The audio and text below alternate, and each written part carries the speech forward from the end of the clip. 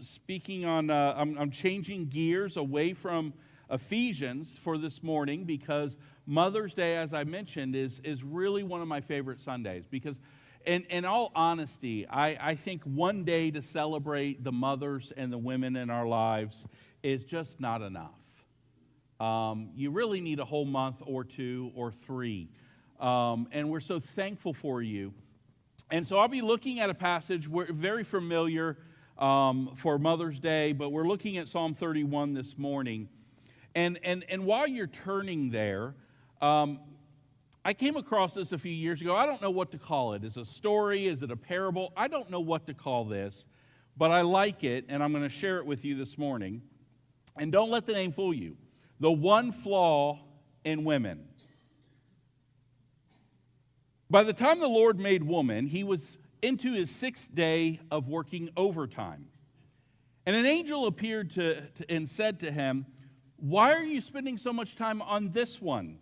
And the Lord answered, "Have you seen my spec sheet on her? She has to be completely washable, but not plastic. Have over 200 movable parts, all replaceable and able to run on Diet Coke and leftovers.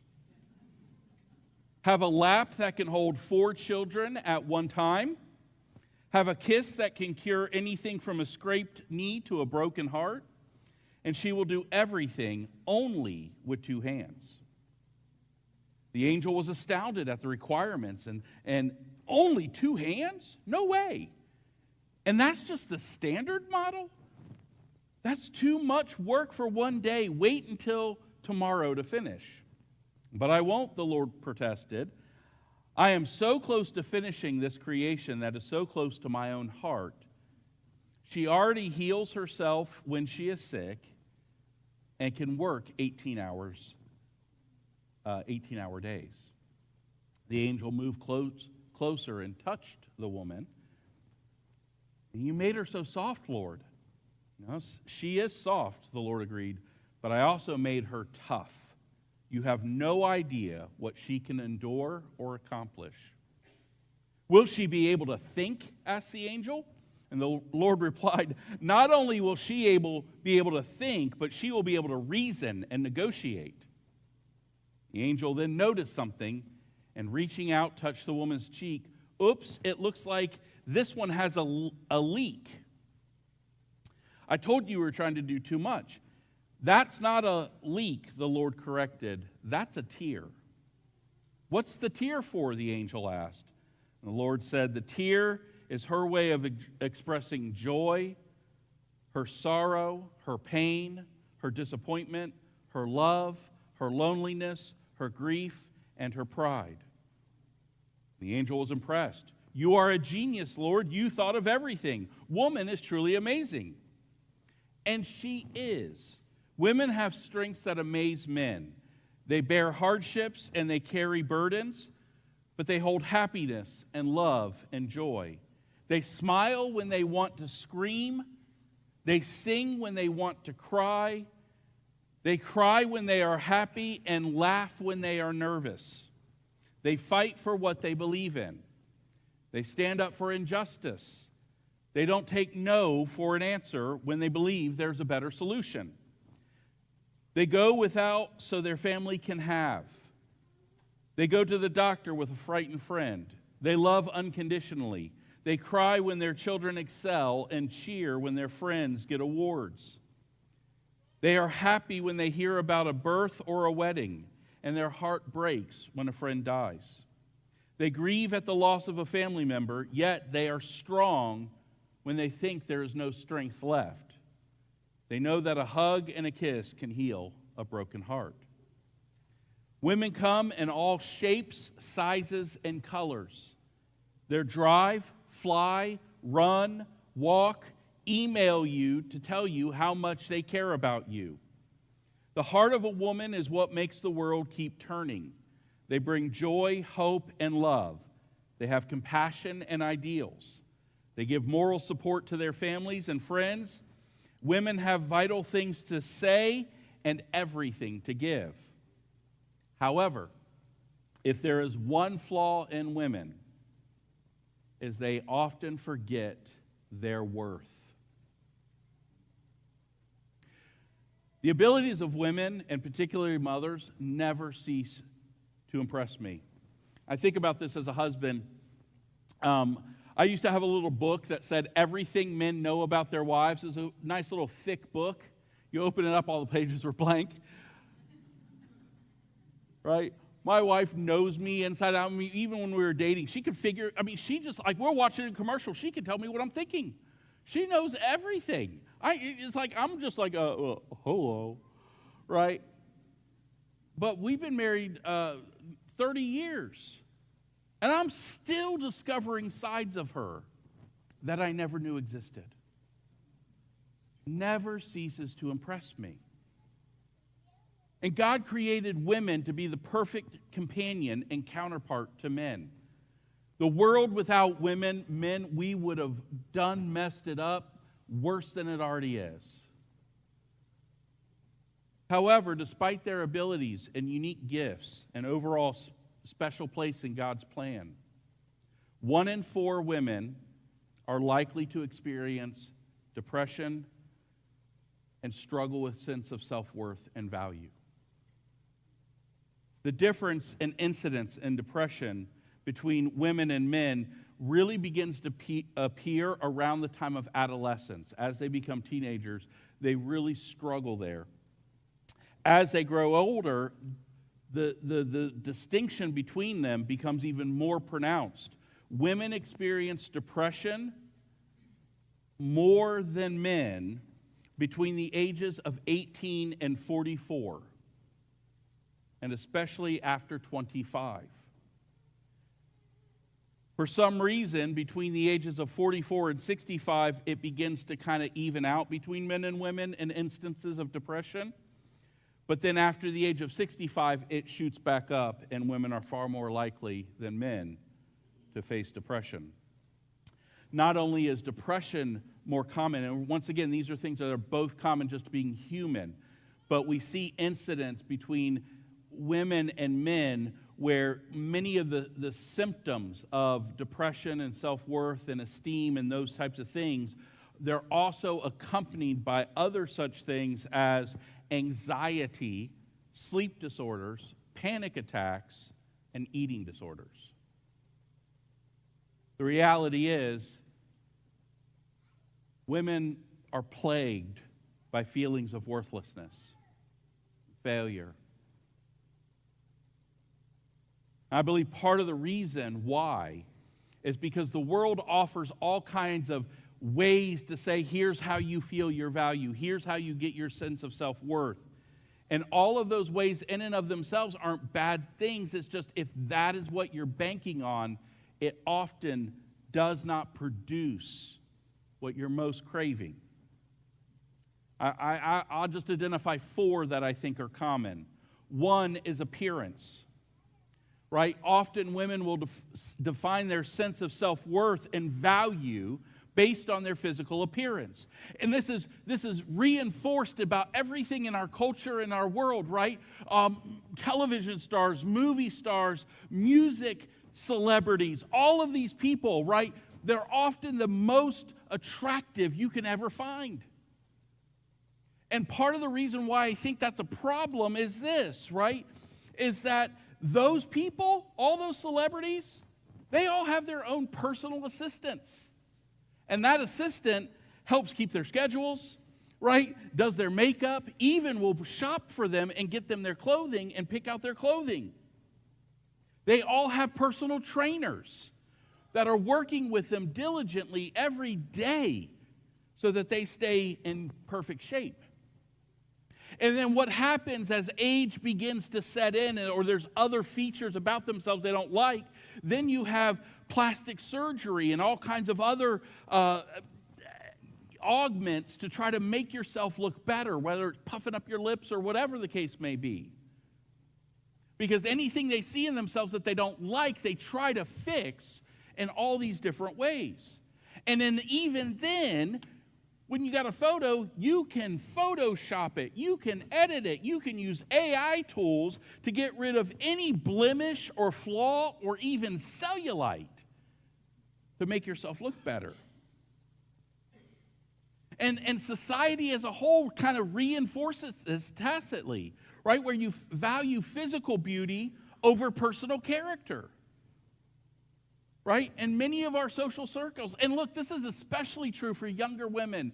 With the rise of social media and being an influencer and things like TikTok and Instagram and all these things, right? There's so much pressure to be somebody. And how you look and that attention you get, often you find the most physically attractive people get all the attention, and the less attractive people, not as much so. And I just want to remind you, right, while people look at the outward appearance, God looks at the heart. Another area, aside from appearance, is you have accomplishments, right? And doing things and accomplishing things. One of the things in the movement of the women's lib movement in the 1970s, part of the language of that was to say, look, your sense of self-worth and what you can do in life is not tied to being a wife or a mother, but you can go out and accomplish things professionally in the business world.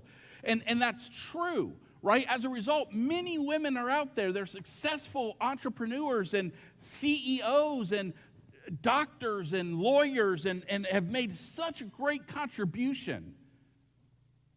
However, what often happens is if you're looking for accomplishments to give you some sense of self-worth and value, you'll find that when you get to the top tier of what you're aiming for, it doesn't deliver what's most deep down inside needing. And so what we see is that over time, we find that not only is the sense of self-worth and that sense of I will feel good about myself if I have enough accomplishments, it leads to complications, substance abuse, profound disappointment. Not all the time, but it can. Another area of attempting to find self-worth is in acquisitions, right? If I just have enough stuff, nice stuff, right? If I can like my furniture and my car and have all the nice things and the nice clothes and all the stuff, I'll feel good about myself. In fact, it's often spoken of a thing that people refer to as shopping therapy. Y'all know what I'm talking about? That's actually a weakness that I have. Just feels good to click buy. So if you have the nice clothes, the right kind of vehicle, live in a nice home with all the elegant decor and furniture, and able to take exotic vacations, that you'll have value and worth because that stuff is valuable. Another area, the fourth area that I think sometimes becomes a false end of finding self-worth is in the area of acceptance. Everybody wants to be accepted. But what I mean by acceptance here, if I could put it in a different word, it would be popularity. Popular? Yeah. Sorry. Okay. Now I feel awkward. But if you have enough people like you, that they want to be your friend, they want to be in that circle, right? They have enough like clicks on the social media. You got enough fans, enough followers. You got enough people wanting to be around you and kind of being in that group. That if you have enough people that like you, right, that you will feel valued. Now, here's what I want to say, and hear me on this. None of these things are wrong. All of these things are value. They can add benefits and values in our life, things like acceptance and accomplishments and so on and so forth. The problem is if we're looking to find our sense of self-worth in just those things, it often doesn't produce I find this is captured very well by a song written a few years ago by Colby Calais. She's a secular pop singer, but I like her music. And she came out with a song a few years ago called Try. And I'll just read the lyrics. Put your makeup on, get your nails done, curl your hair, run the extra mile, keep it slim so they like you. Do they like you? The chorus goes, you don't have to try so hard. You don't have to give it all away. You just have to get up, get up, get up. You don't have to change a single thing. Get your shopping on at the mall, max your credit cards. You don't have to choose, buy it all so they like you. Do they like you? Wait a second. Why should you care what they think of you? When you're all alone by yourself, do you like you? Do you like you? It gives the chorus again, and it says, take your makeup off, let your hair down, take a breath, look into the mirror at yourself. Don't you like you? Because I like you. That rat race, that sense of urgency, that sense of I gotta do and be, and honestly, can I just say this? And I'll probably say it repeatedly over. You as a woman, as a human being, you have infinite value and worth. And don't ever let anyone tell you otherwise. You matter. Regardless of accomplishment, regardless of stuff, all of those things, you matter. So where do we look to say, where can I find a greater sense of self-worth and value? Because you got a lot of pressure on you everywhere. And this is where I want to turn to Psalm 31. And really, I think the answer lies in verse 30, which says, charm is deceptive and beauty is fleeting, but a woman who fears the Lord is to be praised. Where do we get our sense of value and worth and meaning? The answer is the fear of the Lord. Now, the fear of the Lord doesn't refer to being like timid and tremble and afraid of God. Fear of the Lord is a way of speaking of our relationship, of reverence, of respect, to say that we know and love God, who is our Creator. So your sense of self-worth is really built on a relationship that you have with God as Father and Creator. And just kind of way of focusing this in, I've talked a lot about Martha and Mary because I like them a lot.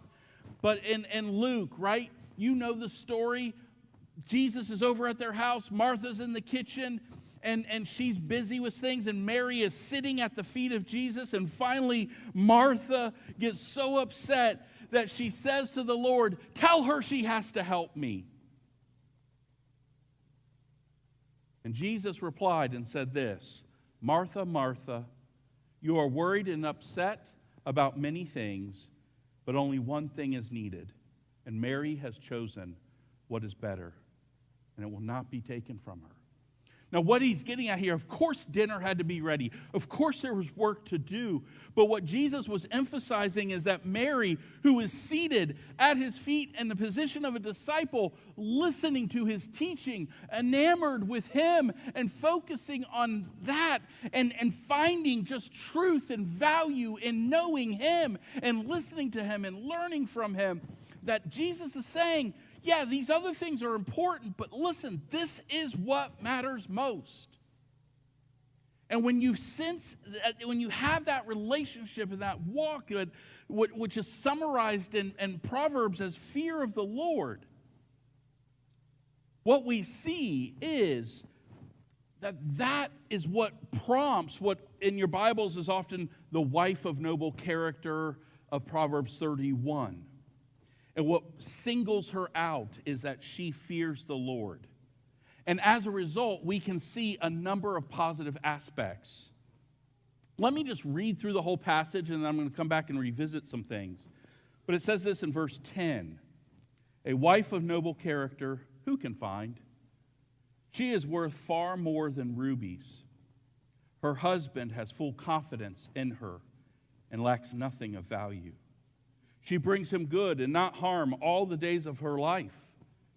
She selects wool and flax and works with eager hands. She is like a merchant ship bringing from her food from afar. She gets up while it's still night. She provides food for her family and portions for her female servants. She considers a field and buys it. Out of the earnings, she plants a vineyard.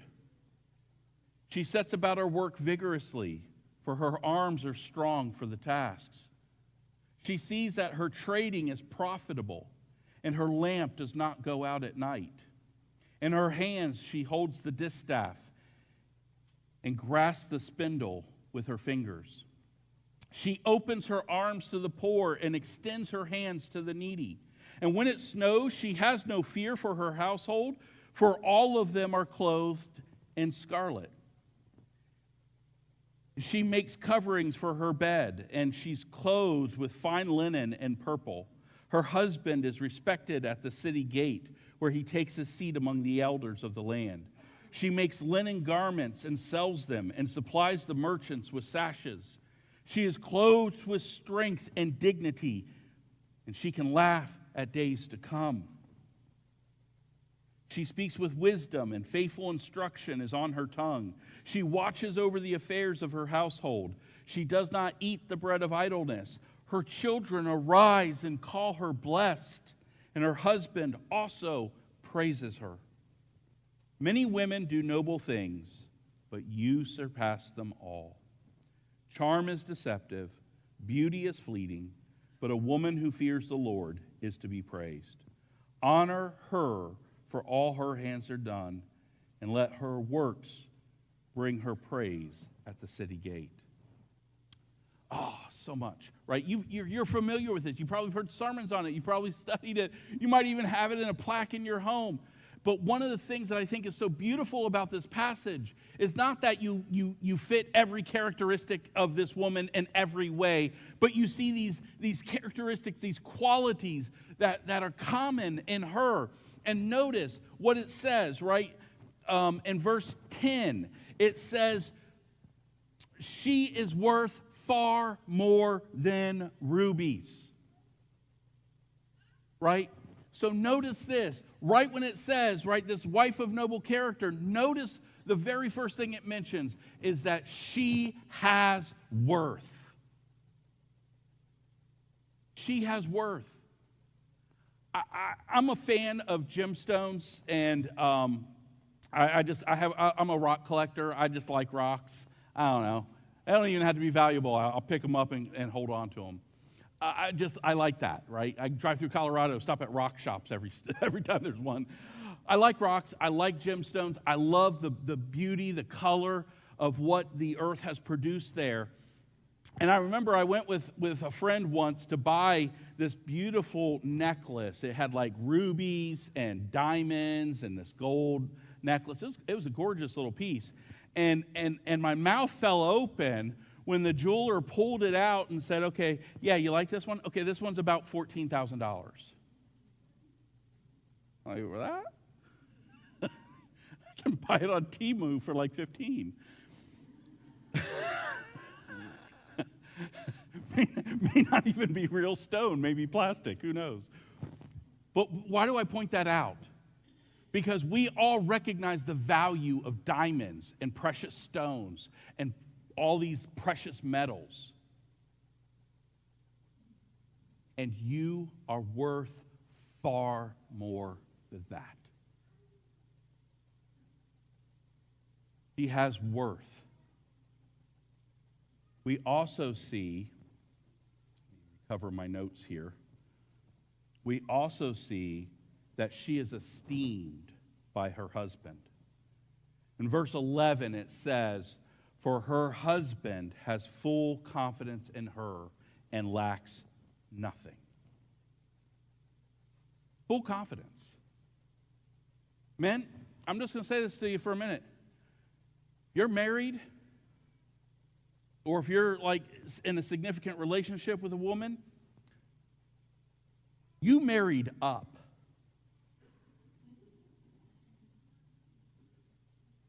Y'all, she's your better half. And don't ever forget that.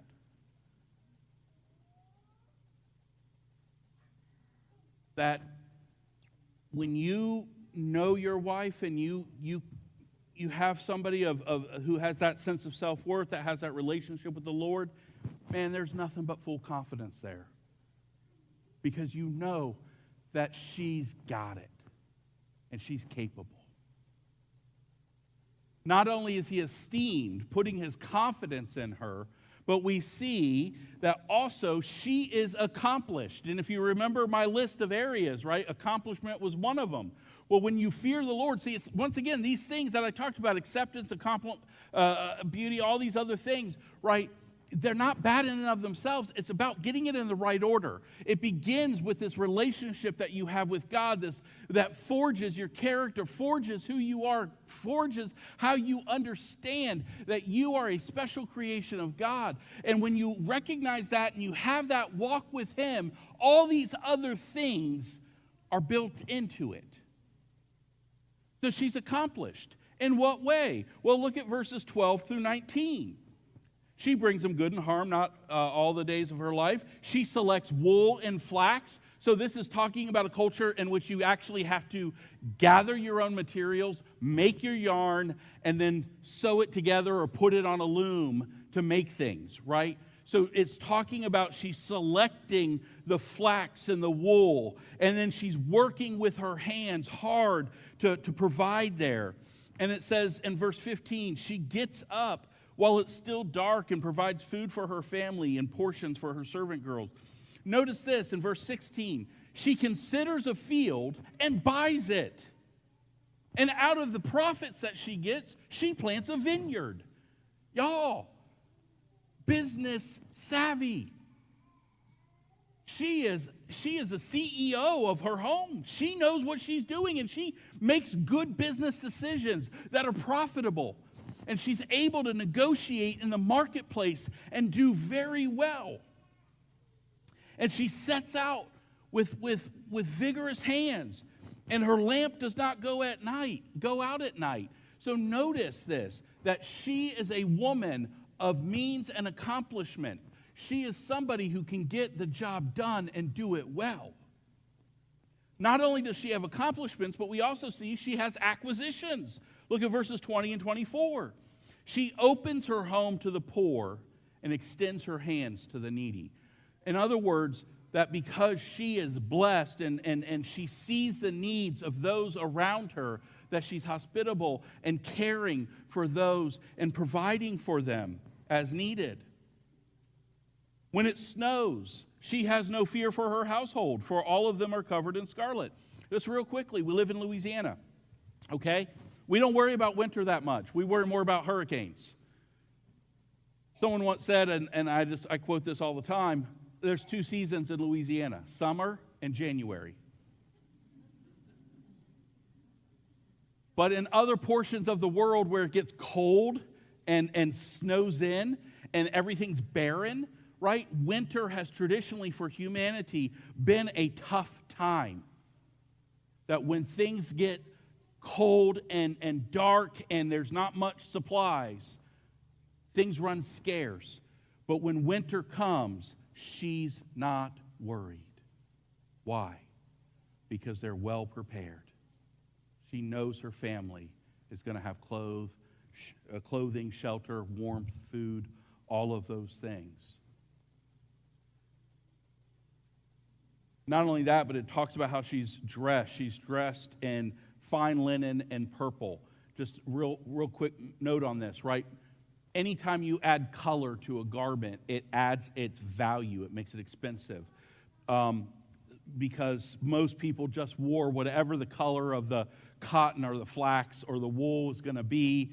But when you start adding dyes into it, it becomes much more expensive, much more valuable. But the notice here, it says that what she wears is fine linen and purple, right? So her clothing is that of good quality. It marks her out in that way. And keep in mind, this is not a health, wealth kind of gospel thing. I'm just saying when you live in light of the Lord's commands and teachings, when you fashion your character according to His word, when you have that relationship with Him, He delights in pouring out blessings. Doesn't mean you won't have hard times, but it does mean that He gives abundance. We also see that she has a beautiful character. And in my opinion, the beauty of somebody's character far outshine what's on the surface, because this fades. Y'all, there was a time when I was young, skinny, and handsome. That's all I'm going to say right now.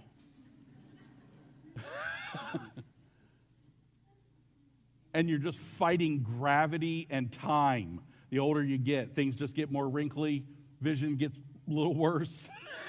Everything's harder. But what lasts and what's the most beautiful thing, while the outer shell may begin to age and face different things, the character of a person shines brightly and is beautiful. And she has a beautiful character. In verses 25 through 27, it says, she is clothed with strength and dignity and can laugh at days to come. There's ever a phrase that I think could describe some of the women that I've known in my life, the women that have impacted my life, women that I've had encounters with, you could almost say, man, the greatest thing you could say is you're clothed in strength and dignity and you can laugh at the days to come. And when I read this verse, I can't help but think of Miss Geneva. Back when in North Carolina, the church I pastored, a little country church out in the middle of nowhere, but Miss Geneva was in her upper 80s. And she was one of the most delightful people to be around. Everybody loved Miss Geneva. And I'd go to her house and visit her, and I mean, she just so much fun. She would laugh, and she just laughed, and she would even giggle, almost like a little schoolgirl. She would say something, she'd go, ooh. She was just the best. And she had a hard life. She was a widow. She had one son who was in his 60s, who I was also close to. And there was one time that she went to the hospital, and while she was in the hospital, he went to visit her. And when he got to the hospital, went to the bathroom, had a heart attack. He was brain dead. Kept alive on life support. And I had to be with her as she had to make decisions about what to do.